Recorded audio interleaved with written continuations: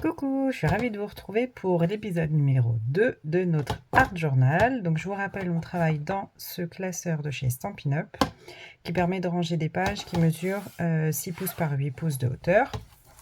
Donc on avait déjà réalisé cette page avec la gel presse et j'ai de nouveau voulu travailler avec la gel presse, mais cette fois j'ai utilisé une petite gel presse.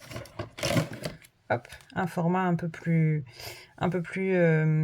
rectangle type marque-page, pour faire des fonds à l'aquarelle. Alors, pour les fonds à l'aquarelle, j'ai utilisé les recharges d'encre. Donc c'est la technique la plus simple. J'ai choisi mes couleurs un petit peu au hasard. Je voulais des couleurs assez printanières, très très flashy, et puis des couleurs qui s'harmonisent bien les unes avec les autres. Donc j'ai travaillé sur le papier aquarelle de chez Stampin' Up. Et on réalise cette double page de travail. Donc ici la page pochette avec mes essais à l'aquarelle et ici mes essais de tampons avec un nouveau set de tampons. Donc celui-ci, le voltige amical avec sa perfo coordonnée. Vous avez 3 impressions de papillons. Donc ici une empreinte, ici les contours et ici l'intérieur du papillon. On a aussi des petits sentiments en français et puis quelques petits tampons de fond. Donc la perfo, évidemment, elle permet de découper en une fois les 3, puisque le tampon, à chaque fois, c'est un seul tampon qui tamponne les 3 en même temps. J'ai d'abord commencé par faire mes essais. Donc j'ai voulu essayer. C'était la perfo. Ah, je vais vous montrer, elle n'est pas cassée. Vous voyez, elle peut tomber par terre. Elle est incassable. Hop, je vais la mettre là. Alors, pour mes essais. Donc, j'ai essayé plusieurs types de tamponnage, d'abord en tamponnant le fond et puis après le contour. Ici, j'ai fait que le fond, mais avec un doigt éponge. Et donc ça, je vous le montrerai à la fin. Je suis venue faire comme ça des petits effets d'ombre et je crois que c'est le tampon que je préfère dans le set. C'est cette technique-là, c'est trop trop beau. Et ici, je suis venue tamponner en plusieurs étapes avec un effet un petit peu moucheté. Donc c'était vraiment des essais que je voulais faire. Mais ce que je voulais surtout faire, c'était des fonds à l'aquarelle. Donc des fonds de ce type-là, donc sur le papier aquarelle. Je suis venue mettre mon encre sur ma gel presse, mettre de l'eau et ensuite appliquer mon papier vraiment de façon aléatoire et puis retravailler avec l'eau. Et je trouve que ça nous fait des fonds avec un effet vraiment trop trop beau. Alors je garde même les petites chutes pour faire des étiquettes. Ici, j'ai déjà fait un tamponnage et j'ai découpé dedans. Donc vous voyez, toujours avec les mêmes... Ça, par exemple, j'utilise pour découper des feuillages. Ça, c'est très joli, j'aime beaucoup. Donc ça, c'était tous mes essais. J'ai même réalisé ce bas de page, puisque avec le... Alors ça, c'est une nouveauté qui va arriver. C'est avec le set Borderer in Beauty. Donc vous avez les tampons et ici, toutes les bordures. Celui-là, c'est un coup de cœur de Onstage, j'ai adoré. Et vous l'avez en collection avec cette collection de papier. Donc c'est la référence Vie joliment ordinaire. Et vous avez tout un tas de papiers donc aquarelle. Je vous le montre rapidement. Et le dos, c'est du noir et blanc. Donc c'est top. C'est plutôt neutre comme ça si on veut mettre en couleur. Donc vous voyez. Et avec cette collection, j'ai donc réalisé cette page pochette. Donc vous venez découper ici avec le dice bordure, ça nous fait une très jolie pochette. On a aussi pas mal d'étiquettes.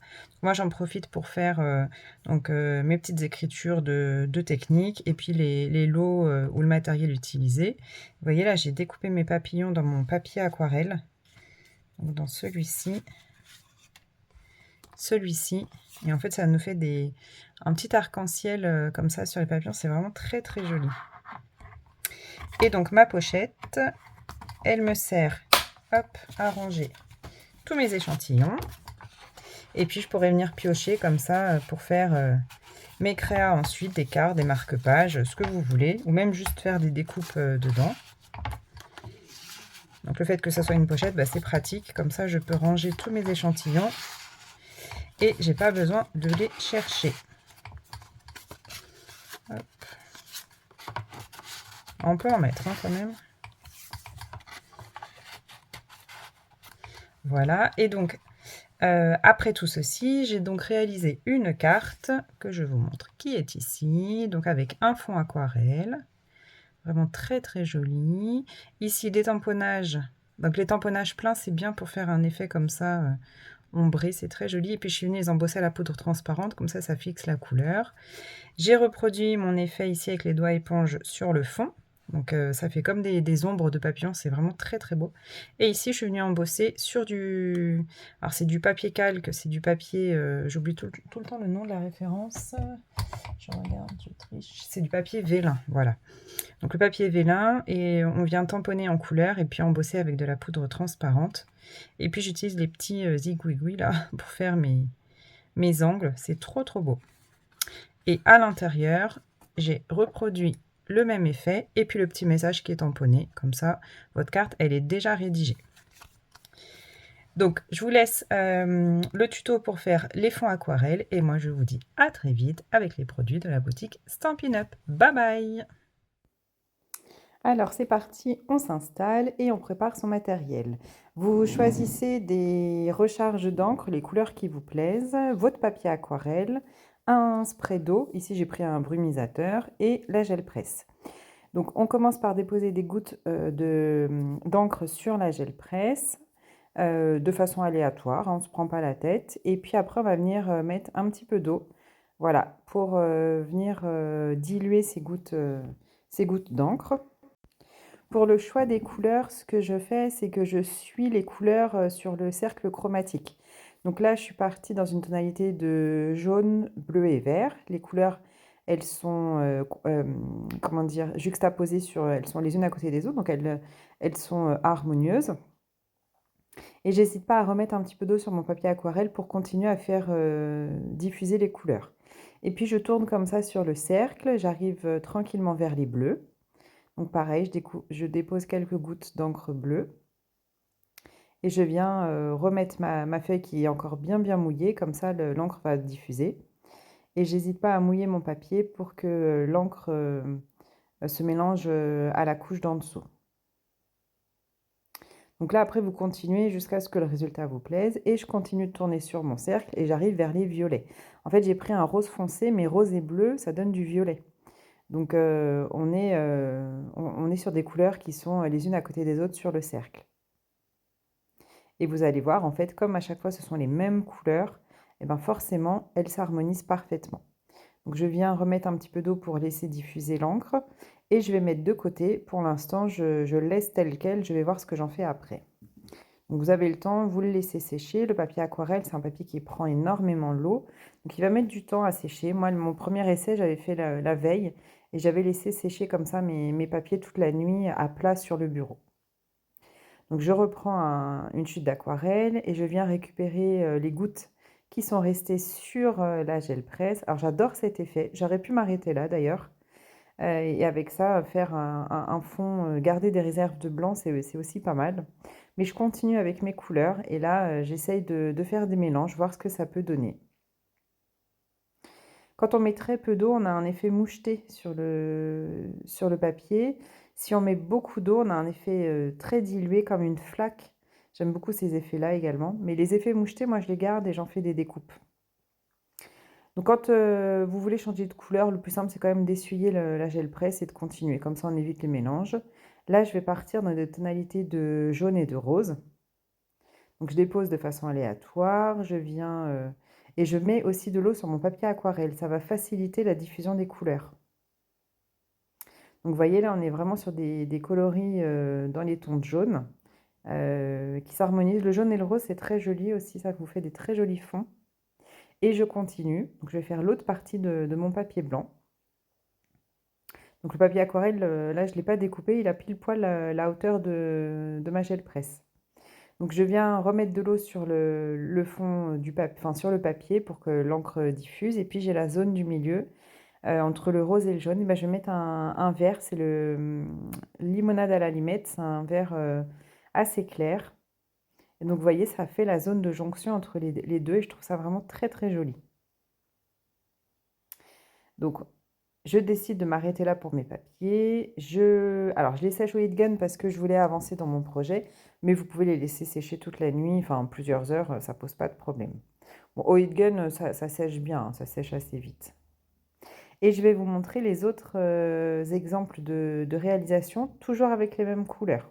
J'ai pas changé mes couleurs, donc là, voilà. Et j'ai tourné comme ça sur le cercle chromatique pour essayer de faire des fonds assez harmonieux. J'en ai même utilisé un pour faire une découpe, donc un tamponnage et une découpe de papillons. Ça nous fait de jolis papillons arc-en-ciel, c'est très joli. Donc là, on va réaliser la pochette. Donc pour les dimensions, vous reprenez vos mesures. Peu